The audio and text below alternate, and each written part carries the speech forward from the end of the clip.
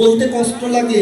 বর্তমানে এখন যে অবস্থা, এতে করে না জানি আমি কতদিন টিকতে পারবো, কিংবা সনাতনটাই কতদিন টিকবে। একজন বড় মহিষী বলেছিল, গো তোমরা আমাদেরকে একটা শিক্ষিত মা উপহার দাও, আমি তোমাদেরকে একটা শিক্ষিত জাতি উপহার দেব। ওমা, তোমরা হচ্ছ মানব গড়ার কারিগর মা।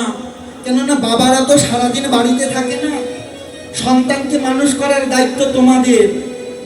তাই মা, আমরাও তোমাদেরকে বলি, আমাদেরকে যদি একটা করে শুদ্ধ সনাতনী মা দিতে পারো, আমরাও একটা শুদ্ধ সনাতন তোমাদেরকে উপহার দিতে পারবো। এই যে ছোট বাচ্চাদের, ছোটদের এখন থেকে হাতে মোবাইল না তুলে দিয়ে একটু গীতা তুলে দাও। যেদিন থেকে এলো হ্যালো, সব চলে গেল। কি শুনতে কষ্ট হচ্ছে? মোবাইলটা দিল কি জন্য? মোবাইলটা দিল আমাদের মঙ্গলের জন্য। কিসের মঙ্গল? আপনি শ্রীধাম বৃন্দাবন কোনোদিন দর্শন করেননি, আপনি এখান থেকে গুগলের মাধ্যমে আপনি বৃন্দাবন দর্শন করতে পারবেন। তাহলে আমাদের দিল মঙ্গলের জন্য, কিন্তু আমরা মঙ্গলকে অমঙ্গল করে দিলাম। যথাই উৎপন্ন জীব তথায় হয় ক্ষয়, তথায় ভজনে জীব মোক্ষ পদ পায়। কণ্ঠে তুলসী মালা দিতে হবে। আর কি করতে হবে? একাদশী। আপনারা সবাই একাদশী করেন তো মা? একটু হাত ওঠাবেন। রাধে শ্যাম। এত সুন্দর আসন আমি জন্মেও পাই না। সবাই একাদশী করে। এই যে একাদশীর ব্রত করতে হবে। কেন? একাদশীর দিনে যদি কেহ অন্ন খায়, পিতৃগণ সহসে নরকেতে জাতি গাছে গাছে। একাদশীর দিনে অন্ন করহ ভক্ষণ, গোমাংস ভক্ষণ ইহা জানিবে সর্বক্ষণ। আরে বলবেন বাবা তোমার মনের কথা না, শাস্ত্রের কথা। হরে কৃষ্ণ। কৃষ্ণ কৃষ্ণ হরে হরে, হরে রাম হরে রাম, রাম রাম হরে হরে। গ্রন্থ কোনটা? একাদশীর মাহাত্ম্য বলে একটা গ্রন্থ আছে, একটু অধ্যয়ন করবেন। বাড়িতে যদি গ্রন্থ না থাকেও মা, বড় পঞ্জিকা যদি থাকে, বড় পঞ্জিকার শেষের দিকে দেখবেন একাদশীর মাহাত্ম্য লেখা আছে। এই যে একদিন বৃন্দাবনে প্রাণ গোবিন্দ আমার একাদশী করেছে, ছোট্ট গোপাল। তো মা জানে না গোপাল একাদশী করেছে। গোবিন্দ যে একাদশী করেছে মা জানে না। এবার মা কি করেছে? ওই গোপালের জন্য 56 ব্যঞ্জন রন্ধন করে গোপালকে বলছে, গোপাল ও গোপাল, আজকে তো একাদশী, বাবা তোর বদনে তো আমি অন্ন তুলে দিতে পারবো না, তো অন্নটা রান্না করেছি, তুই আজকে সেবা কর। তুই আজকে একা একাই সেবা কর। এবার গোপাল কি করেছে মা জানো? মা যশোদা যখন অন্নটা রেখে চলে গেছে, গোপাল আমার অন্নের থালাটা মাথায় নিয়েছে। কেন? গোপালও তো একাদশী করেছে। এবার গোপাল কি করেছে মা? ওই থালাটা নিয়ে ওই ধবলি শ্যামলির কাছে গিয়ে বলছে, ধবলি শ্যামলি, তোরা কৃপা করে অন্নটা গ্রহণ কর, আমার মা যে কষ্ট করে রান্না করেছে। ধবলি শ্যামলি পিয়ালি কাঞ্চনী নয়ন জলে মুখ ভাসিয়ে বলে, কৃষ্ণ ও কৃষ্ণ, আমরা যে আজকে অন্ন গ্রহণ করতে পারবো না। ওমা, বৃন্দাবনে গাভীরাও একাদশীর দিনে অন্ন গ্রহণ করে না। নয়ন জলে মুখ ভাসিয়ে বলছে, গোবিন্দ আমরা যে আজকে একাদশী করতে, আমরা যে আজকে অন্ন গ্রহণ করব না। ধবলি শ্যামলীকে গোপাল বলে, কেন? একদিন খেলে কি হবে? বলে, গোপাল আমার জন্য নয়, তোদের জন্যই তো আমরা আজকে অন্ন নিতে পারবো না। কেন? ধবলি শ্যামলী নয়ন জলে কেঁদে বলে, গোপাল আমরা যে অন্ন গ্রহণ করব, ওই অন্ন খেলে যে আমাদের পাপ হবে, আর আমাদের পাপের দেহ দিয়ে দুগ্ধ দান হবে। তার মানে ওই দুগ্ধটা পাপের দুগ্ধ হয়ে যাবে, আর ওই দুগ্ধ দিয়ে যদি তোর সেবা হয়, তাহলে যে আমরা অপরাধী হয়ে যাব।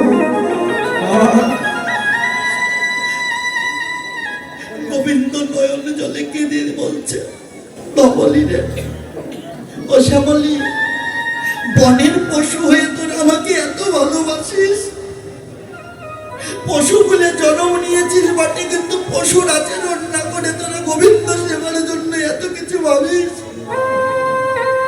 কি গো, বৃন্দাবনের গাভী পশু পাখিরাও ভগবানের জন্য এত ভাবে, কিন্তু আমরা এত সুন্দর দেহ পেয়ে গোবিন্দের জন্য কোনো কিছু করতে পারলাম না।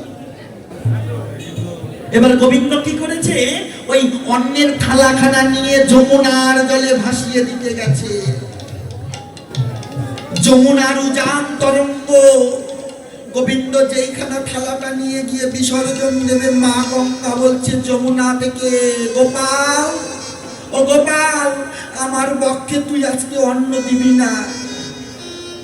গোপাল, তুই জানিস না আজকে একাদশী, আজকের দিনে আমি উপবাসী, আজকে যে আমার বক্ষে অন্ন দিলে আমি পাপিষ্ঠা হয়ে যাব।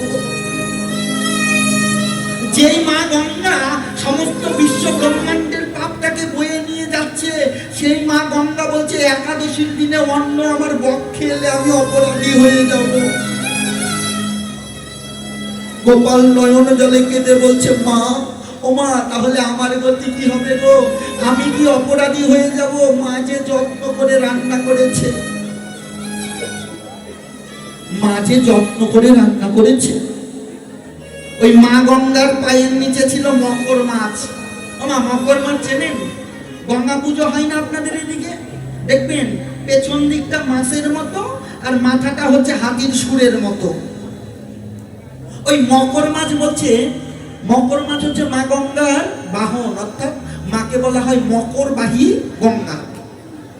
তো ওই মকর মাছ চরণের তল থেকে বলছে, গোপাল ও গোপাল, তোর পাপটা আমি গ্রহণ করব।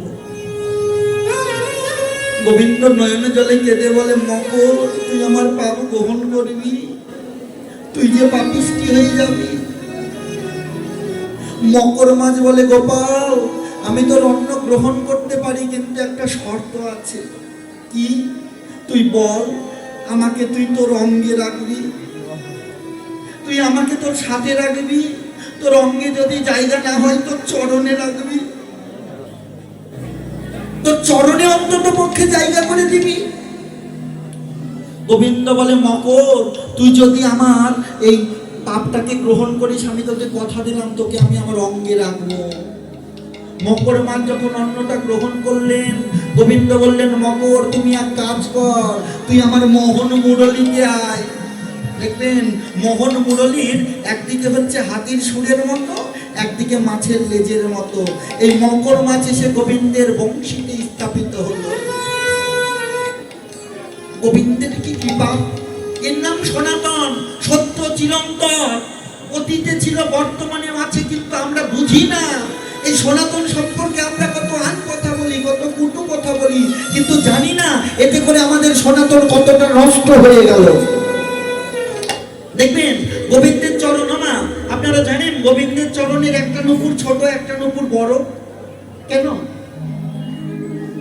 একটা নুপুর ছোট, একটা নুপুর বড় কেন? এক চরণে আছে গুরুদেব, আর এক চরণে আছে শিষ্য। এক চরণে গুরুদেব, এক চরণে শিষ্য। একদিন গুরুদেবের অঙ্গে তেল লেপন করতে গিয়ে শিষ্যের হাতের আঙুল লেগে গুরুদেবের হাত দেহটা কেটে গিয়েছিল। গুরুদেব অভিশাপ দিয়েছিল, যা, আজ থেকে তুই ব্যাং হয়ে থাকবি। এবার রামচন্দ্র যখন সরযূ নদীতে স্নান করতে গেছে, ধনুক বাণটা রেখে তীরটা যখন বালুর মধ্যে পুঁতে দিয়েছে, স্নান করে এসে যেই না বালু থেকে তীরটা তুলেছে, ঝরঝর করে রক্ত পড়ছে। ব্যাং, ও ব্যাং, সাপে ধরলে তুই ঘ ঘ করে ডাকিস, রাম বাঁচাও, ভগবান বাঁচাও। আজকে আমি তোর বক্ষে তীর ঢুকিয়ে দিলাম, তুই একবার বললি না ভগবান বাঁচাও। ব্যাং বলে, রাম, যখন আমায় সাপে ধরে তখন বলি ভগবান বাঁচাও, আর আজ তুমি ভগবান হয়ে যখন আমায় মেরেছো, কাকে বলবো ভগবান বাঁচাও? কাকে বলবো বাঁচাও? কি গো, সাপ ব্যাং ধরেছে, এবার ব্যাং বলছে ভগবান বাঁচাও, আর সাপ বলছে, দেখো গোবিন্দ, আমি যেন খেতে পারি, না খেলে তো বাঁচবো না। কি গো মা, সাপে বলছে খেতে পারি, ব্যাং বলছে বাঁচাও। ভগবান কার কথা শুনবে? সাপের কথা। কার কথা শুনবে? কেমন করে? একজনকে বাঁচাতে গেলে আরেকজন মরে যাবে। গোবিন্দ টেকনিক খাটিয়ে দিয়েছে। সাপ তুই শক্ত করে ধর, যেন পালাতে না পারে। আর ব্যাং, তুই মরার আগে মরে যা। কেন? ব্যাং যখন অচৈতন্য হয়ে যাবে, সাপ মনে করবে মরে গেছে, ছেড়ে দিয়ে খেতে যাবে। এবার যেই না ছেড়ে দিয়ে খেতে যাবে, কি ব্যাং পালিয়ে চলে যাবে। এটাকে বলে ভজন। আমা ভজন তো সাধারণ কথা নয়। ভজন করলে ওজন বাড়ে। ভজন করতে হলে আগে দেহ সম্পর্কে জানতে হবে। ভজন করতে হলে গুরুতত্ত্ব আশ্রয় করতে হবে। ভজনটা কেমন জানেন না? ভজনের কিছু কিছু দিক রয়েছে। যাইবি উত্তরে, দাঁড়াবি দক্ষিণে,